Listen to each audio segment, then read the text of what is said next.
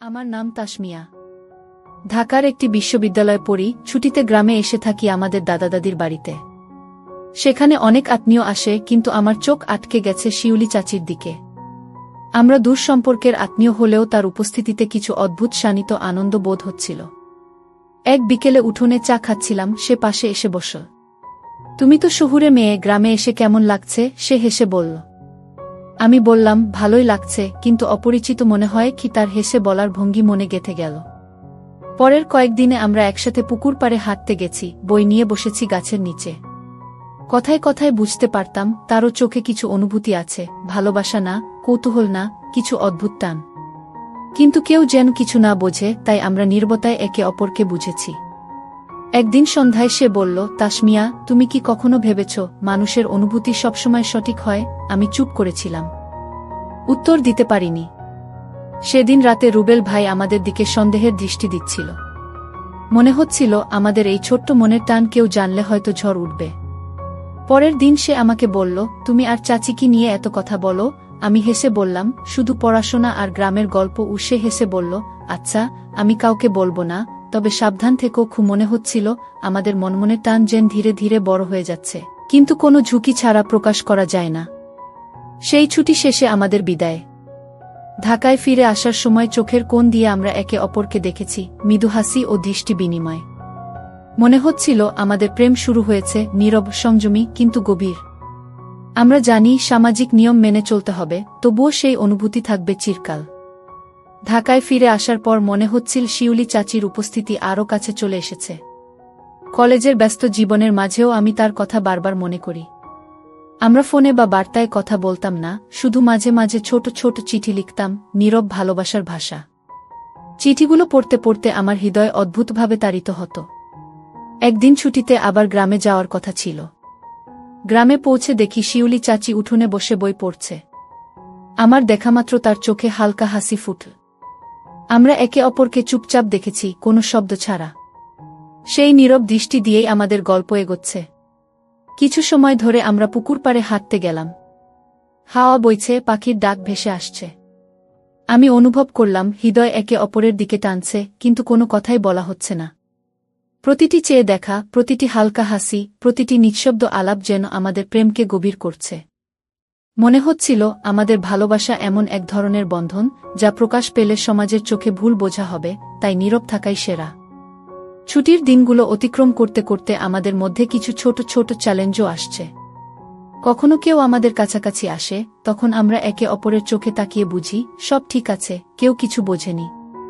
কখনো কখনো শিউলি চাচি চলে যান অন্যদিকে, আর আমি বুকের ভেতর অদ্ভুত শূন্যতা অনুভব করি। সেই শূন্যতাকে পূর্ণ করে দেয় তার পরের নিঃশব্দ হাসি বা চোখের দৃষ্টি। গ্রামে বৃষ্টির রাতগুলো সবচেয়ে সুন্দর। বৃষ্টি ভেজা উঠোনে আমরা বই নিয়ে বসি, শুধু চোখে চোখ রেখে একে অপরকে বোঝার চেষ্টা করি। বৃষ্টি আর হাওয়ার শব্দ আমাদের নীরব প্রেমের সাক্ষী। কখনো মনে হয় যদি কেউ আমাদের চোখে চোখ রাখা বা হালকা হাসি বুঝে ফেলে, পুরো গ্রামীণ পরিবারে কেমন কাকতালীয় বিভৎসতা তৈরি হবে। কিন্তু আমরা হাল ছাড়িনি। প্রতিটি দিন শেষ হলে আলাদা হতে হয়। ঢাকায় ফেরার পথে মনে হয় আমরা এত কাছাকাছি থেকেও একে অপরকে নীরবে ভালোবাসছি। চিঠি, চোখের দৃষ্টি, ছোট ছোট হাসি, সব মিলিয়ে আমাদের প্রেম ক্রমেই গভীর হচ্ছে।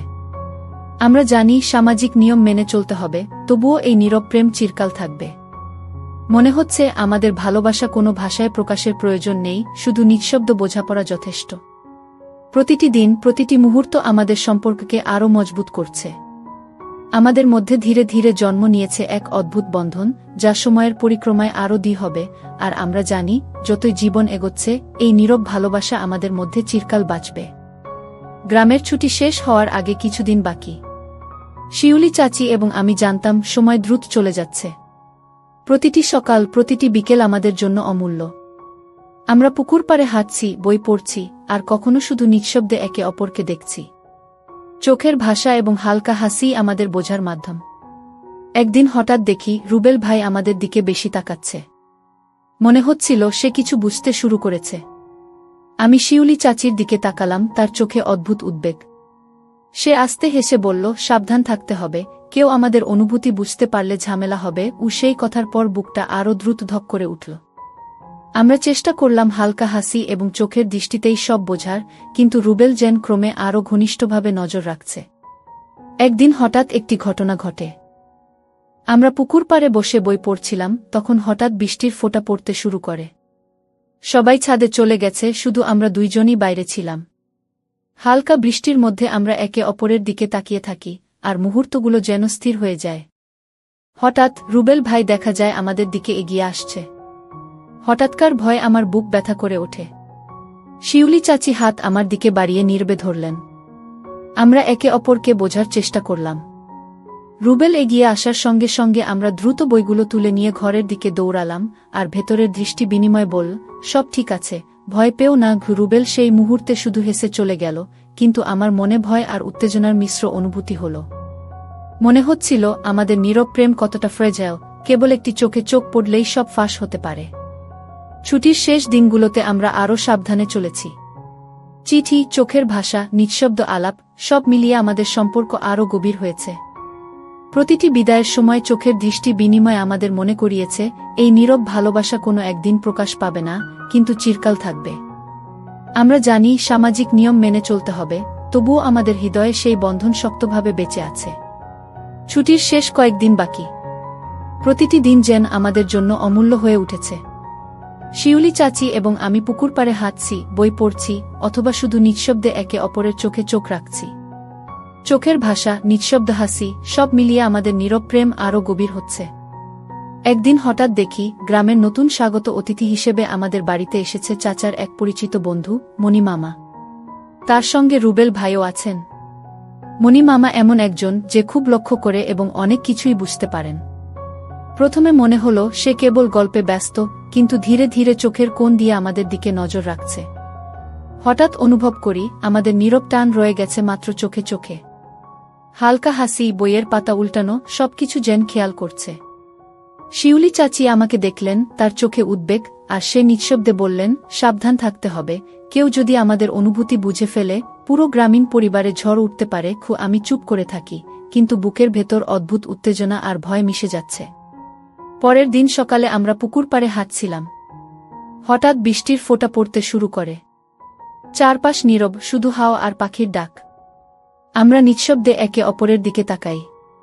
সে সময় দেখি রুবেল ভাই হঠাৎ আমাদের দিকে এগোচ্ছে, আর সঙ্গে মণি মামা। বুকের ভেতর ধক করে ওঠে। শিউলি চাচি দ্রুত হাত বাড়িয়ে আমার হাত ধরে ধরলেন, আর আমরা দুজনই দৌড়ে ঘরের দিকে। দৌড়ানোর সময় চোখের দৃষ্টি দিয়ে বোঝাচ্ছিল, সব ঠিক আছে, ভয় পেও না। রুবেল এবং মণি মামা কিছু বুঝতে পারলেন না, শুধু হেসে চলে গেলেন, কিন্তু সেই মুহূর্তে আমাদের হৃদয় অস্থির হয়ে উঠল। তারপরও আমরা বুঝতে পারলাম আমাদের নীরব প্রেম কতটা ফ্রেজাইল। যে কোনো মুহূর্তে এক ভুল চোখের দৃষ্টি, এক ভুল কথা, সব ফাঁস হয়ে যেতে পারে। বাকি ছুটির দিনগুলোতে আমরা আরও সাবধানে চলেছি। প্রতিটি ছায়া, প্রতিটি দৃষ্টি, প্রতিটি হাসি আমাদের সম্পর্ককে আরও গভীর করে তুলছে। যখন বিদায়ের দিন আসে, ঢাকায় ফেরার সময় চোখের কোণ দিয়ে একে অপরকে দেখাই, মৃদু হাসি এবং নিঃশব্দ বিদায়ের অনুভূতি। মনে হচ্ছে আমাদের প্রেম চিরকালই থাকবে, নিঃশব্দ, সংযমী, কিন্তু গভীর। আমরা জানি সামাজিক নিয়ম মেনে চলতে হবে, তবুও সেই সম্পর্কের বন্ধন আমাদের হৃদয়ে অটুট। প্রতিটি চিঠি, চোখের ভাষা, নিঃশব্দ আলাপ আমাদের নীরব প্রেমকে আরও দ্বিগুণ করছে।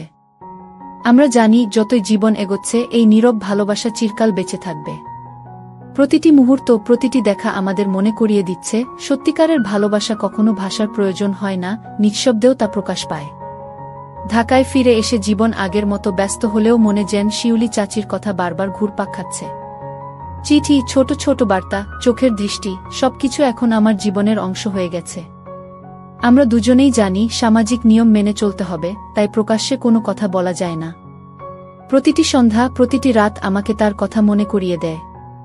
একদিন কলেজ থেকে ফিরে দেখি তার চিঠি এসেছে, নিঃশব্দে মনের কথাগুলো লেখা।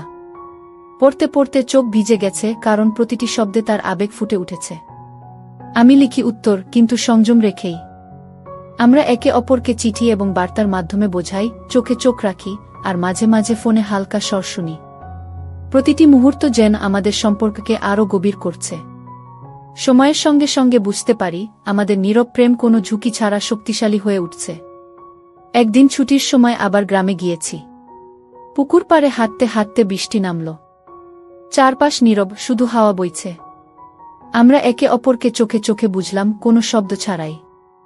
মনে হলো এই মুহূর্তই আমাদের সবচেয়ে প্রিয়।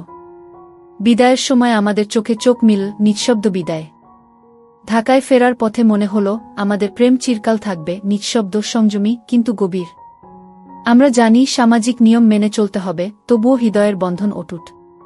প্রতিটি চিঠি, বার্তা, চোখের দৃষ্টি আমাদের নীরব ভালোবাসাকে আরও করছে। সময় যতই কাটুক, আমরা জানি এই নীরব প্রেম চিরকাল বাঁচবে, কারণ সত্যিকারের ভালোবাসা কখনো প্রকাশের অপেক্ষায় থাকে না, নিঃশব্দেই শক্তিশালী হয়। প্রতিটি স্মৃতি, প্রতিটি নীরব মুহূর্ত আমাদের মনে করিয়ে দিচ্ছে, ভালোবাসা শুধু হৃদয়ে অনুভূত হতে হয়, তা ভাষার উপর নির্ভরশীল নয়।